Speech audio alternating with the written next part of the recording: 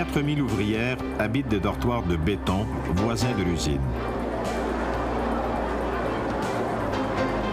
Elles travaillent 14 heures par jour, 6 jours par semaine.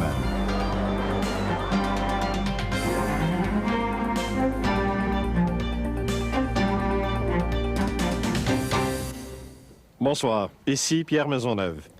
D'ici 10 ans, quel pays pourra importer plus que le Japon, avoir un produit intérieur brut plus important que celui des États-Unis, devenir le pôle économique numéro 1 du monde? Ce pays, c'est la Chine. Et ceux qui le disent, ce ne sont pas des farfelus. Ce sont là les prédictions de la Banque mondiale. La Chine, pays de contradictions, où, à l'ombre du communisme, on fait des affaires d'or. Ce soir, à Enjeu, le capitalisme rouge.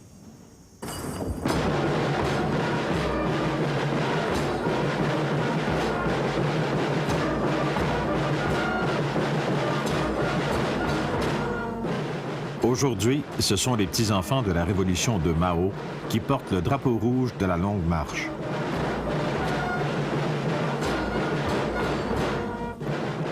Leurs ancêtres communistes seraient choqués de l'avenir que préparent ces jeunes.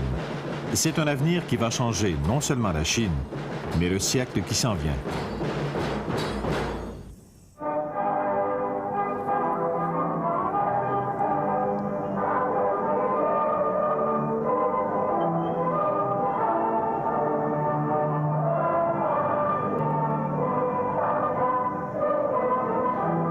Le drapeau qu'il salue ne symbolise plus la même idéologie. Ces enfants habitent une ville où le capitalisme, la libre entreprise et la richesse personnelle sont non seulement acceptés, mais devenus une obsession. Les élèves de l'école expérimentale de Shenzhen ne se préparent plus pour la commune, mais pour le conseil d'administration.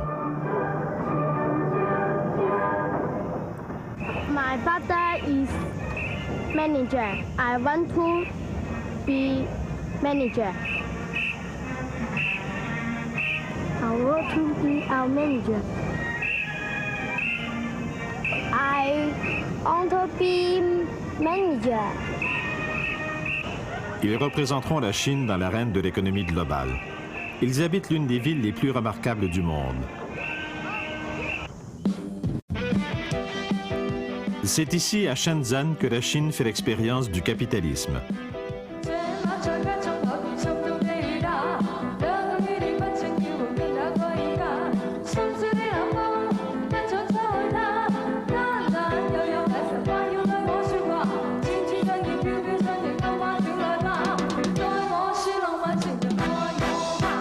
Le leader de la Chine, Deng Xiaoping, a donné sa bénédiction au libre marché en déclarant « Ce n'est pas important qu'un chat soit noir ou blanc, en autant qu'il attrape les souris. » Et le chat attrape les souris.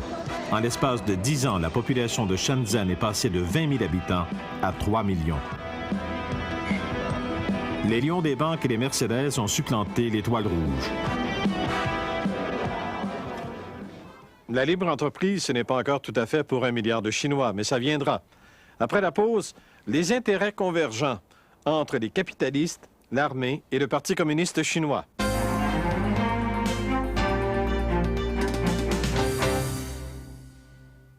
Mao Tse-tung aurait aujourd'hui 100 ans et ses anciens gardes rouges en ont maintenant 50. Ce que les dissidents politiques n'ont pas réussi, eux, les gardes rouges, sont en train de le faire. C'est-à-dire établir une union entre les ennemis d'hier, les capitalistes, et les cadres du Parti communiste et de l'armée du peuple. Des cadres qui maintenant s'enrichissent. Depuis que Deng Xiaoping a donné le feu vert, la Chine décolle à toute vitesse vers l'économie de marché, avec des dérapages, des poussées inflationnistes. Mais le Parti communiste chinois, qui garde la main haute sur le pays, a refusé d'ouvrir les portes toutes grandes.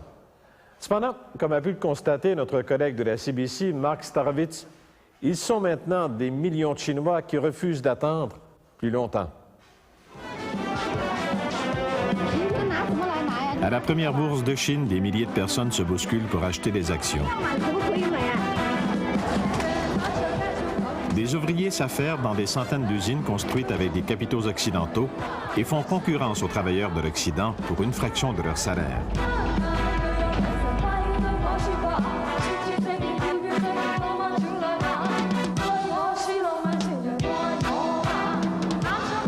Ce sera bientôt le plus grand marché de consommation du monde.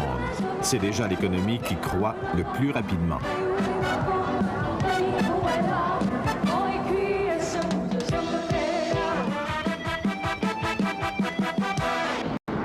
Voici la frontière qui sépare les deux réalités économiques de la Chine. Cette clôture électrifiée s'étend sur 300 km et ferme la zone économique de Shenzhen. Elle est là pour empêcher le reste de la Chine d'entrer.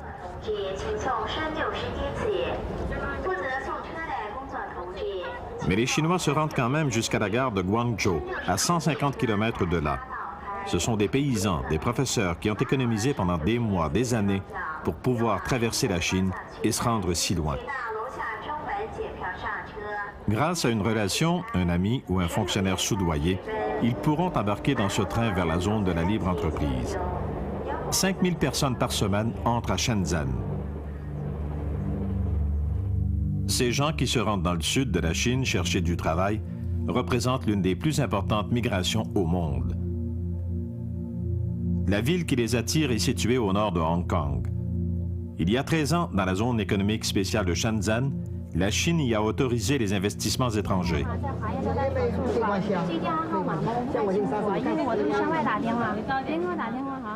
Les nouveaux venus aboutissent au centre de main-d'œuvre de Shenzhen pour des emplois dans les hôtels, dans les usines.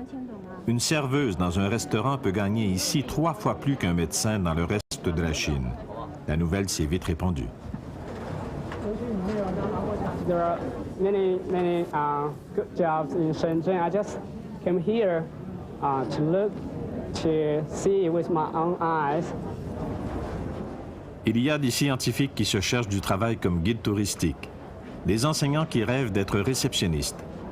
Ici se retrouvent les jeunes, les brillants et les ambitieux qui ont abandonné leur travail de fonctionnaire et qui arrivent avec des diplômes et les résultats de ce qu'ils appellent le TOEFL, leur certificat d'anglais.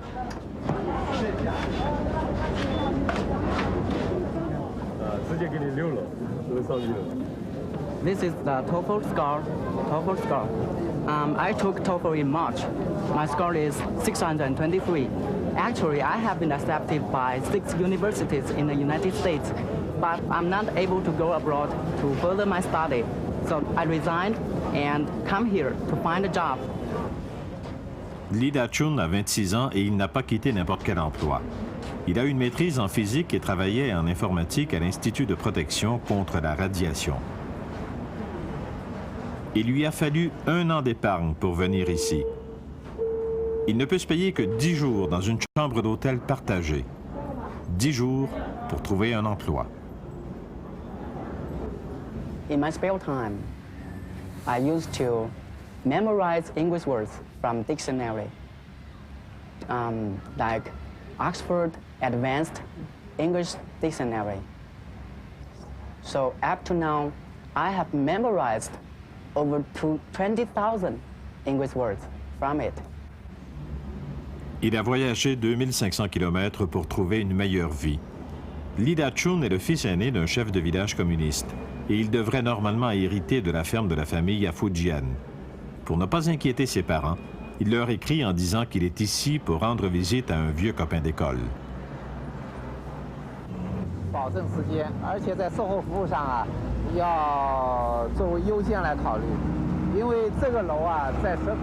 Stephen Won, lui aussi, a parcouru une longue distance pour se rendre à Shenzhen. Il arrive du Canada. Sa présence ici est bien la preuve que les temps ont changé. Ce n'est pas comme dans un western où les héros ont un revolver sur la hanche. Ici, on porte plutôt un téléphone cellulaire. C'est ça la différence.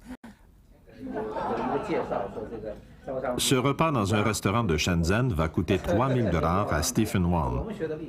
Il vend des fenêtres nord-américaines, des portes, des bardeaux, un domaine lucratif dans un marché immobilier en pleine expansion. Il reçoit un fonctionnaire municipal et 2 banquiers.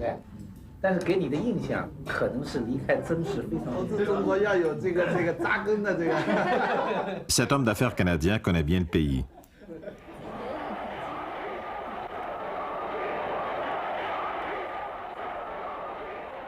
Il est né en Chine, il a grandi en pleine révolution culturelle de Mao. Il y a 25 ans, Stephen Won était un garde rouge. Puis, ils ont mis son père en prison et mis sa mère en résidence surveillée.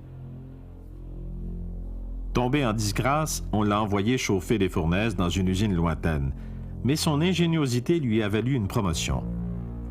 Il a éventuellement retrouvé sa famille, puis, coup de chance, un professeur américain l'a invité à étudier à l'université Stanford de Californie. Il a obtenu son diplôme, travaillé à Silicon Valley, puis s'est lancé en affaires en banlieue de Montréal. On trinque au garde rouge qui est revenu vendre des portes et des fenêtres en Chine.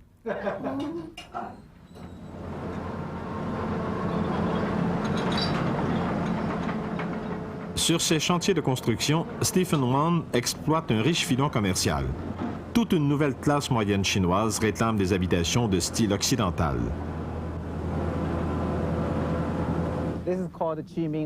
Ici, c'est le développement résidentiel Chiming. En moyenne, le prix de vente est de 250 000 $ US la maison. 250 000 $ US. Il y a des gens en Chine qui peuvent se payer une maison de 250 000 $ US? Ah oui, en fait, toutes les maisons sont vendues à l'avance. Ce boom de construction est si important que Stephen Wan veut ouvrir une chaîne de magasins de matériaux de construction. Il n'a même pas le temps de retourner au Canada. Au début, je pensais rester ici quelques mois seulement. Mais finalement, je suis ici depuis bientôt 10 mois. Je n'ai pas eu une seule chance de retourner chez moi. C'est ma famille qui est venue 2 fois. En Chine, on peut voir les occasions d'affaires. Quand tu commences une business, tu assures ta base. Ici, les occasions d'affaires font boule de neige. Les affaires sont si bonnes que Shenzhen est vue comme une oasis dans un pays en difficulté, une véritable ruée vers l'or. C'est un aimant pour les nouveaux riches et pour les ouvriers. Pour les commis de bureau qui se déplacent avec toute la famille.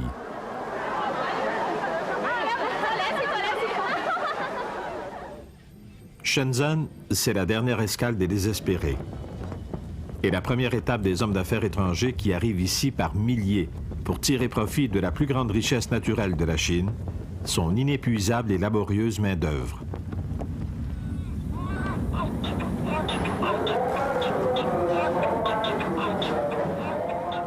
Nous sommes dans l'usine de jouets Kader. 4000 jeunes filles confectionnent des rêves de Noël pour les enfants de Londres, de Berlin et de Montréal.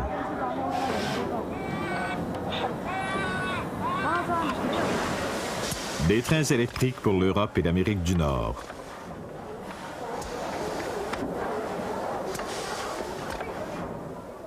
Anne of Green Gables de l'île du Prince-Édouard, emballée par Zhuan Mei de Hunan. La poupée se vendra 45 $. La jeune fille gagne aussi 45 $ par mois. Depuis 5 semaines, Mi Chang trace une ligne de peinture jaune sur des locomotives de Santa Fe. Les vapeurs de peinture sont étouffantes.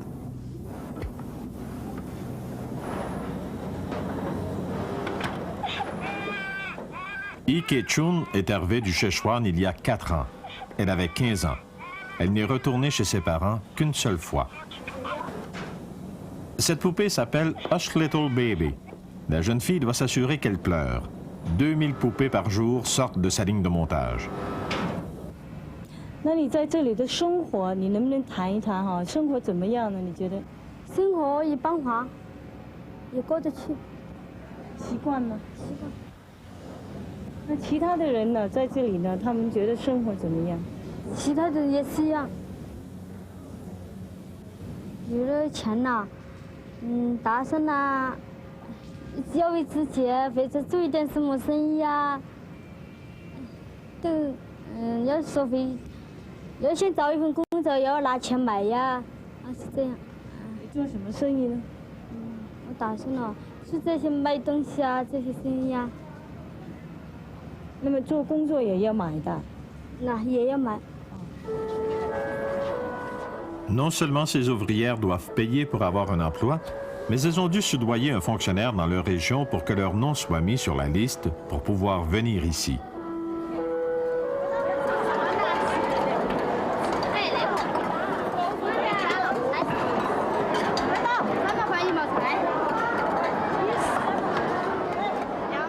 Elles devront payer le quart de leur salaire pour ces maigres repas et pour coucher dans ce dortoir. Après une matinée à entendre pleurer des poupées Hush Little Baby, Ike Chun aime mieux dormir que manger. Elles sont 16 ouvrières dans une chambre. Leur couchette est leur seul espace personnel.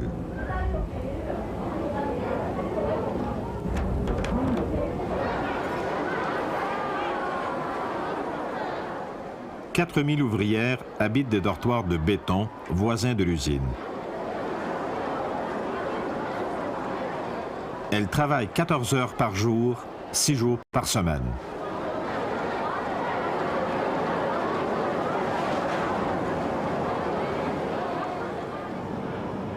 C'est ainsi que les jeunes campagnardes arrivent à Shenzhen pour prendre leur place dans la nouvelle économie globale. Notre économie est en pleine mutation, nous perdons des emplois et nous avons de plus en plus de difficultés à faire face à la concurrence de certains pays du tiers-monde.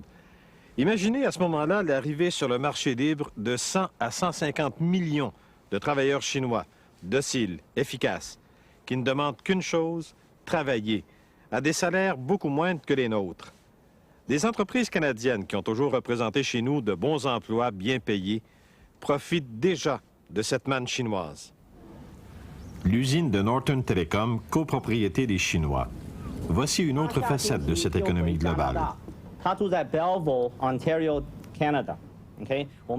party d'adieu pour Jerry Jones.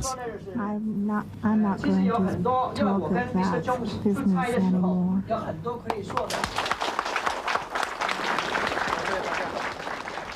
Après 5 ans, le directeur canadien de cette usine cède sa place au directeur qu'il a formé, le fils d'un général de l'armée de l'air chinoise.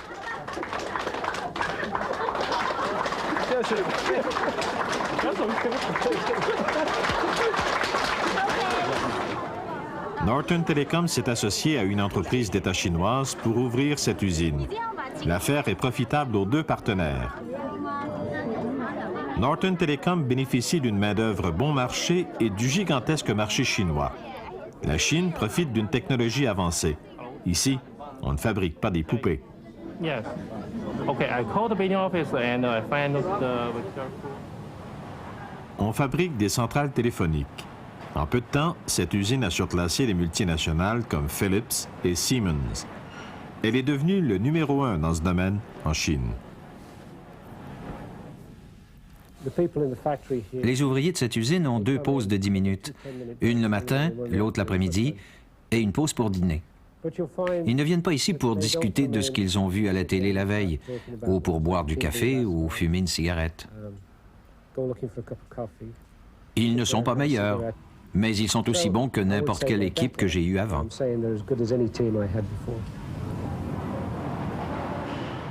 Ces femmes fabriquent des circuits imprimés identiques à ceux que Norton Telecom fait au Canada, pour 1/20 du salaire canadien. Pour Wang Bin, qui a 19 ans, c'est plus d'argent qu'elle pourrait en gagner n'importe où ailleurs en Chine. Elle se considère chanceuse. 刚来的时候呢，就说也是第一次出家门嘛，所以还是比较想家的。不过后来慢慢就习惯了，而且这个公司很不错，住房啊什么待遇都是很好的，所以我爸妈也就比较放心哦。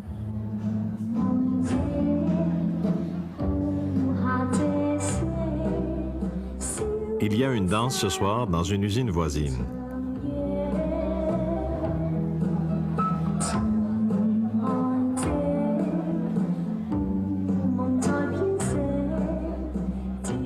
Au Canada, le siège social de Norton Telecom vient d'annoncer 5000 mises à pied dans ses opérations internationales.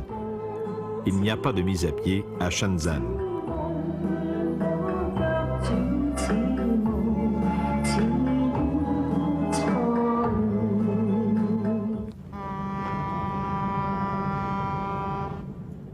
Le monument d'un héros chinois domine Shenzhen et la mer de Chine méridionale. Mais le commissaire impérial Lin ne doit pas reposer en paix, même s'il veille sur les portes de la Chine, la rivière des Perles.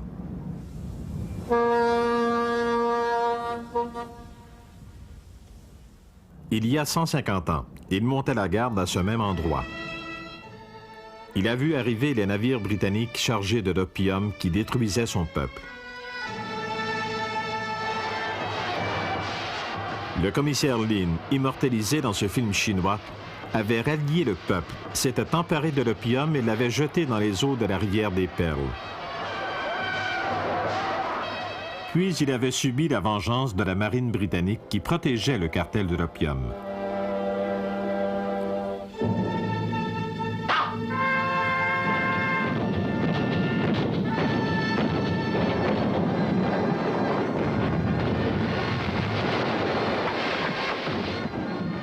Dans la version chinoise de cet affrontement, Lin remporte la victoire.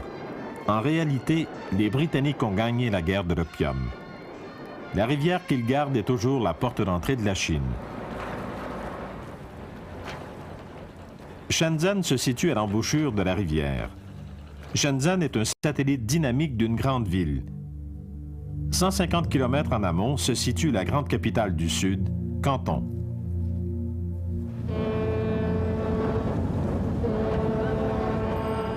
En chinois, Canton s'appelle Guangzhou. 6 millions d'habitants. Quand les étrangers ont construit leurs usines à Shenzhen, ils ont vendu leurs produits à Guangzhou, la porte d'un marché de centaines de millions de consommateurs. Les Britanniques livraient de l'opium à plein bateau à Guangzhou.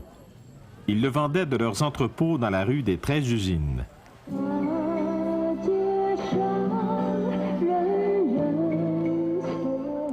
Aujourd'hui, le marché d'opium est devenu une patinoire.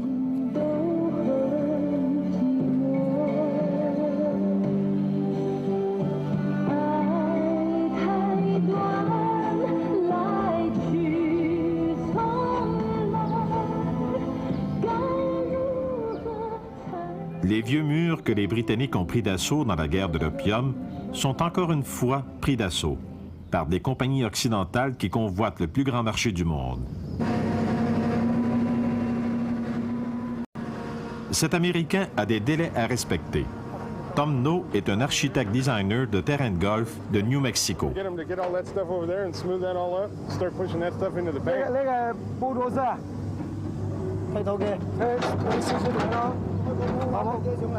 Il y a tant de cadres occidentaux qui viennent ici que Guangzhou construit un terrain de golf de 40 millions de dollars, bordé de condominiums, au centre du plus vieux parc de la ville. Le projet réunit des investisseurs étrangers et des représentants de la ville qui ne réagissent pas à l'invasion occidentale, comme l'avait fait le commissaire Lin.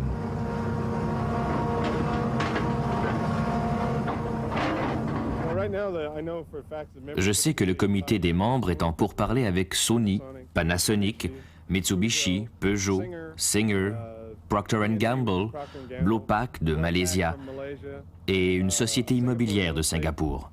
Nous aurons toutes ces nationalités, plus les Chinois, sur le même terrain de golf. Il y a des obstacles. Le rythme des travaux est frustrant.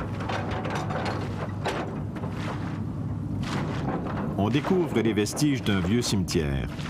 Il y a quelques mois, on a mis au jour la tombe d'une princesse du 14e siècle. Le musée s'en est occupé. Quant au reste, les autorités ont trouvé une solution simple, les pilleurs de tombes. Ils peuvent piller le cimetière, mais en retour, ils doivent graisser la police. On dit à Tom No de se mêler de ses affaires et de respecter l'échéancier.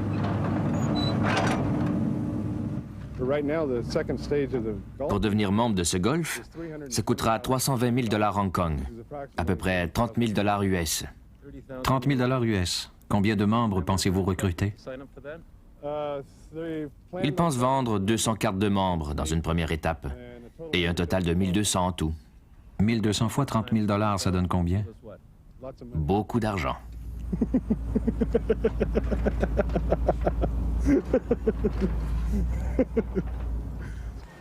Guangzhou change à un rythme affolant.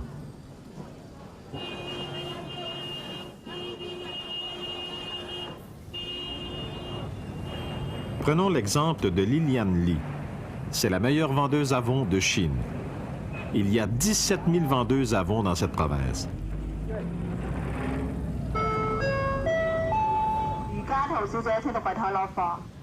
Liliane Lee travaillait avant dans une usine d'État. Maintenant, 140 vendeuses Avon travaillent pour elle.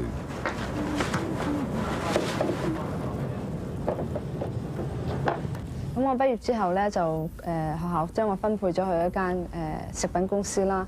咁呢間食品公司咧，佢由於係國營嘅機制啊，咁佢就工作量好少咯。咁每日咧就應該講係同報紙打交道啊。咁我覺得即係話喺嗰度每日8個鐘嘅上班時間就浪費咗我時間咯。Chaque mois, 20 000 bouteilles de fond de teint beige.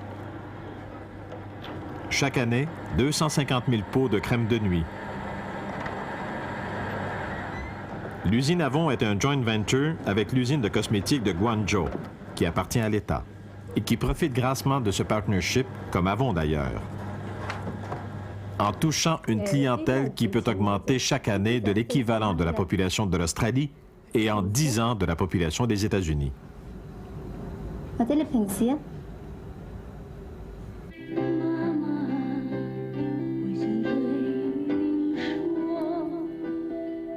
Partout, il rêve de changement. Une soirée de karaoké à Shenzhen.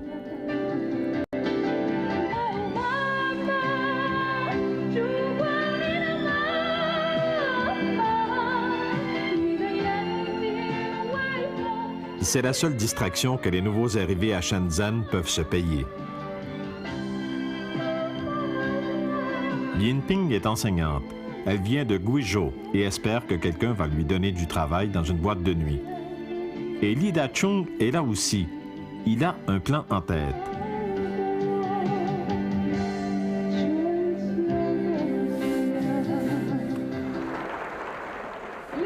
Li Da-chung va monter sur scène pour montrer sa maîtrise de l'anglais. On le remarquera peut-être et quelqu'un lui offrira du travail comme interprète ou comme guide. Il sait bien qu'il ne sait pas chanter. Ladies and gentlemen, the song I'm going to sing is called 500 Miles. Lord, I'm one, Lord, I'm two, Lord, I'm three, Lord, I'm four, Lord, I'm 500 miles from my home.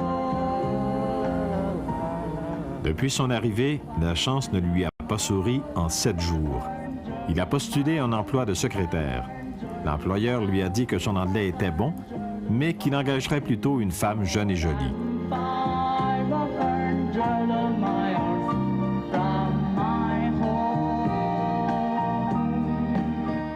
Il ne peut rien acheter de ce qu'il voit.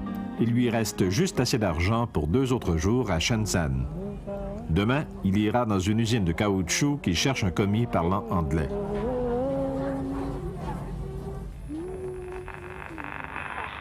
Listening to the Voice of America.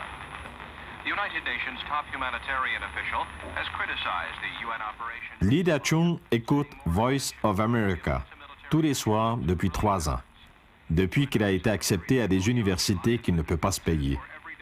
Un emploi à Shenzhen ne sera qu'une étape vers la réalisation d'un plus grand rêve. If I go to the United States, the first step is for me to get a master's degree in engineering. After that, a master's degree of business administration. Yeah. After my getting that degree, I will work. Yeah. In that case, I think I will be rich. Le lendemain, à la compagnie Ligo Silicon Rubber. On cherche un commis junior. Le salaire est équivalent à 100 $ par mois.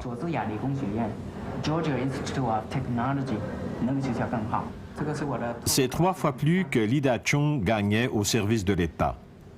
On doit lui donner une réponse dans quelques jours.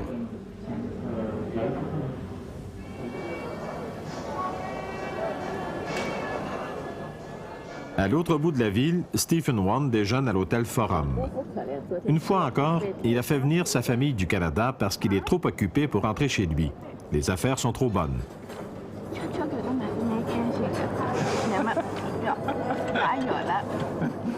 Sa femme et sa fille vont passer un mois à l'hôtel, tandis qu'il visitera des chantiers de maisons de luxe partout en Chine. Voici le Surf Plaza à Qingdao, une belle ville portuaire du nord de la Chine. Voici une maison sur la plage. Et ici, le Shanghai Elegant Garden, avec 260 maisons, dans un quartier prestigieux, près de l'aéroport international. Voilà une maison modèle, avec piscine à l'arrière. Ces maisons se vendent combien? Environ 650 000 $ US, chacune. Aujourd'hui, le promoteur d'un projet de 200 millions de dollars à Dalian rencontre Stephen Wan. Sha Wei-ying est un ancien haut fonctionnaire qui a fait fortune en vendant des terrains. Il est maintenant copropriétaire d'une usine de polyester. Qui achète ces maisons coûteuses? Prenez par exemple M. Sha. Il en a acheté 4 dans 4 villes différentes.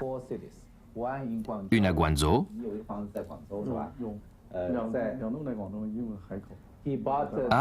il en a acheté 2 à Guangzhou. Une sur l'île de Hainan et une autre à Dalian. En fait, sa femme en a visité une autre, au Rainbow Garden à Wuhan, là où nous fournissons les bardeaux et les portes. Wuhan, c'est la ville natale de sa femme.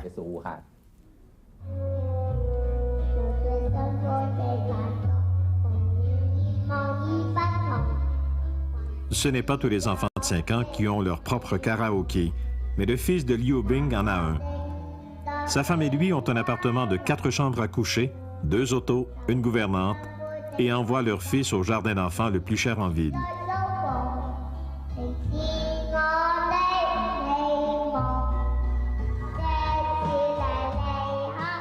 Liu Bing dirige une usine d'ordinateurs. Il n'est pas encore millionnaire, mais il fait beaucoup d'argent et pourra se payer bientôt une résidence luxueuse. Actuellement, tout le sud de la Chine est la proie des spéculateurs, mais qui peuvent avoir des allures différentes des nôtres. Ceux qui s'adonnent à ce jeu de la spéculation en Chine viennent de partout. Ce sont des municipalités, des ministères, des monopoles d'État. On voit même des militaires et des policiers investir dans des hôtels de luxe.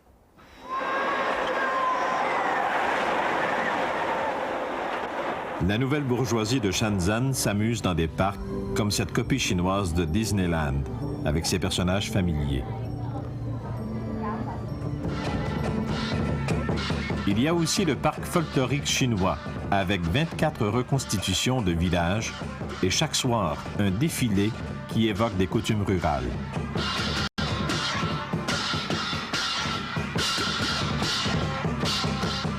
Les gens de Shenzhen payent pour voir ces coutumes villageoises parce qu'à des centaines de kilomètres à la ronde, les villages ont été détruits.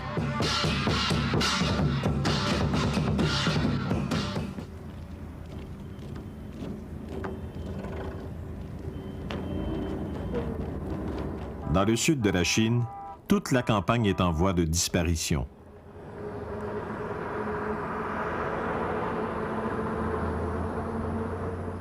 Cette année, ce sera la dernière récolte de haricots.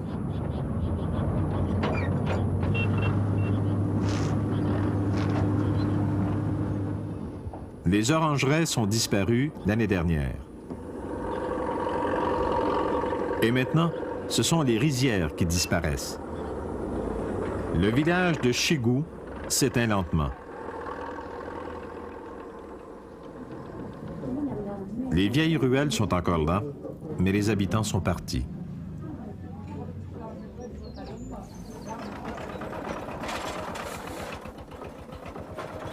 Ils se bâtissent des maisons confortables avec l'argent de la vente de leurs champs. L'administration de ce village a la fièvre de l'immobilier. Les cultivateurs ont été déplacés, les terres ont été nivelées pour attirer des industries, comme cette manufacture de meubles.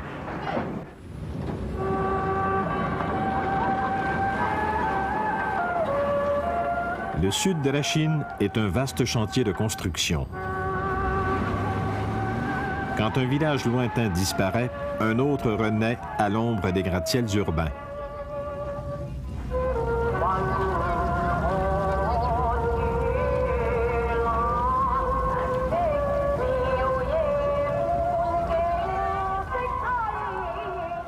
Les villes frontières de la ruée chinoise vers l'or.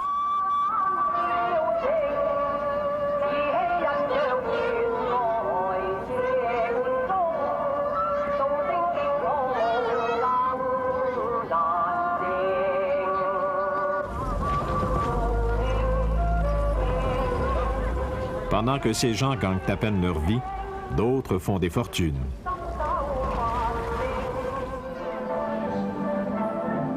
La maquette d'un méga-projet immobilier à Shenzhen. C'est une branche locale de l'Armée de libération du peuple qui finance ce projet, en association avec des entrepreneurs privés. Sophie Wong a quitté l'enseignement pour devenir agent d'immeuble pour l'armée. 广州军区南山经济开发区总占地面积是1800亩，这个区呢离市区开车只需要10来分钟。 与这个别墅区和商住宅配套的设施，还有学校了、幼儿园了、菜市场了，而且在别墅区里还配有停车场、停车位。L'armée peut aussi vous aider à meubler votre appartement. Elle a ouvert un centre de décoration. Elle loue aussi des outils, s'est lancée dans la construction. C'est ainsi que des fonctionnaires de l'État font fortune, en se lançant dans des joint ventures alliant la propriété publique au profit privé. Éventuellement, ces promoteurs peuvent se permettre d'acheter les maisons qu'on montre ici, quelque chose de plus privé.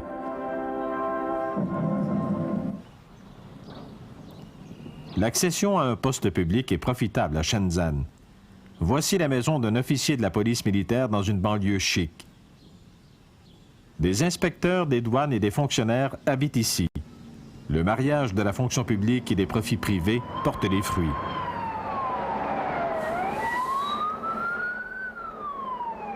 Mais la cohabitation de la fonction publique avec les profits n'est pas sans danger. «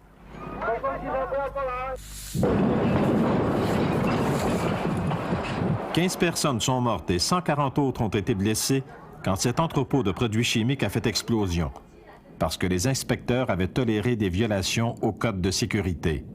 Un des propriétaires de cette entreprise, le Bureau de la sécurité publique.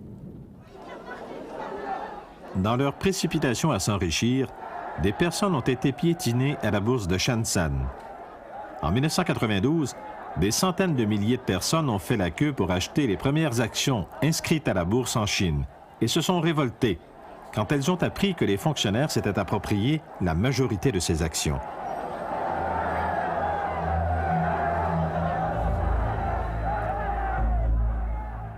La corruption a cours à tous les niveaux.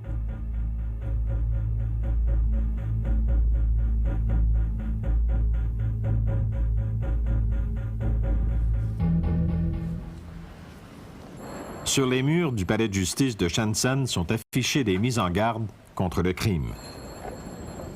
Ces photos sont vieilles de quelques jours à peine. Ces gens ont été exécutés pour meurtre, pour vol. Mais malgré les manchettes des journaux, on ne voit pas de photos de hauts fonctionnaires ici. Le mur de la honte reste muet devant les profits démesurés.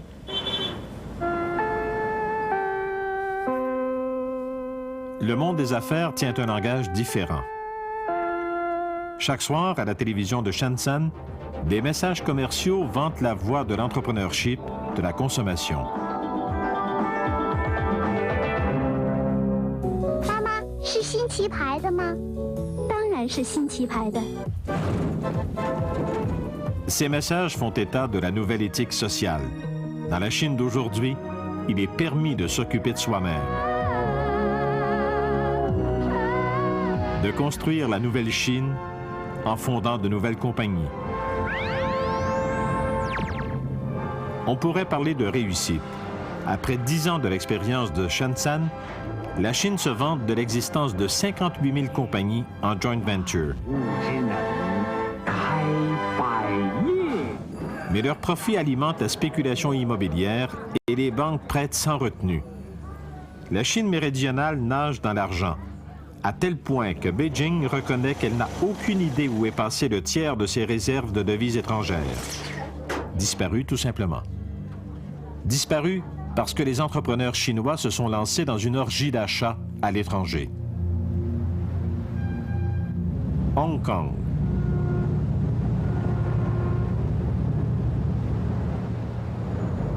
Les Britanniques, en gagnant la guerre de l'opium, ont gardé Hong Kong en guise de trophée. La colonie ne redeviendra chinoise qu'en 1997, mais cette date n'est que convention.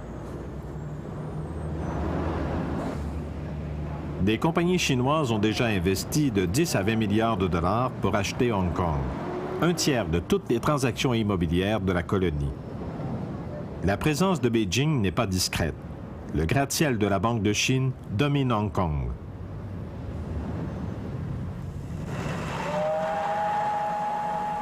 Les investissements de la Chine sont parfois étonnants. Nous sommes dans le bureau du conseil d'administration de Cater Investments, propriétaire de cette fabrique de poupées près de Shenzhen, où pleure Hush Little Baby. Le fondateur de la compagnie est presque oublié et la compagnie s'adapte au temps moderne avec ses nouveaux actionnaires majoritaires. Le milliardaire Li Ka-shing de Hong Kong et son étonnant nouvel associé en Chine. Deng Xifeng, le fils du leader chinois Deng Xiaoping. Les paysannes de la fabrique de poupées ont maintenant un patron à Beijing. Pendant que les Chinois achètent Hong Kong, les barons de la finance de Hong Kong rêvent d'acheter la Chine.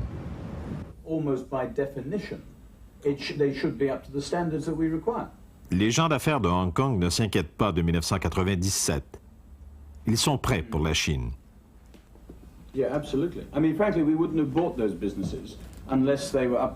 Peter Sachs est président du groupe Swire, une multinationale de Hong Kong qui achète à coups de millions des usines et des lignes aériennes chinoises. La Chine s'engage dans ce qu'on appelle une économie de marché socialiste, un euphémisme pour capitalisme. À l'heure actuelle, nous faisons face sans doute à la troisième plus grande économie du monde. Et dans 10 ans, ce sera, et de loin, la plus importante puissance économique du monde. Nous, le groupe Swire, qui sommes établis ici depuis 1866 et dont le nom chinois Taikoo veut dire honorable et ancien, sommes très heureux de se lancer dans ce que nous croyons être l'un des marchés les plus excitants qu'on puisse imaginer au monde.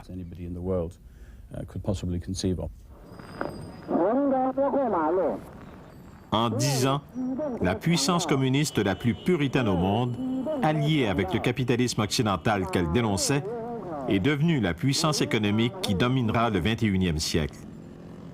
Ce n'est pas important qu'un chat soit noir ou blanc, en autant qu'il attrape les souris. Voilà une phrase qui fait oublier 50 années d'idéologie.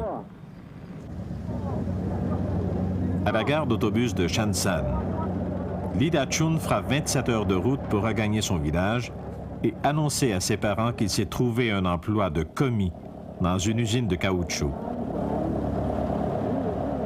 Li Da-chun a trouvé sa place dans le nouvel ordre chinois. On a déjà dit que si chaque Chinois avait l'eau courante et une automobile, ce serait une catastrophe écologique. Eh bien, on se prépare peut-être à une telle catastrophe. Mais peut-on en vouloir aux Chinois? Dans toute l'histoire de l'humanité, la Chine a représenté une grande civilisation, bien avant l'Occident. Mais si la Chine réussit aujourd'hui son décollage, elle pourrait très bien paver la voie à la restauration de sa gloire passée. Cependant, le réveil de la Chine inquiète déjà ses voisins.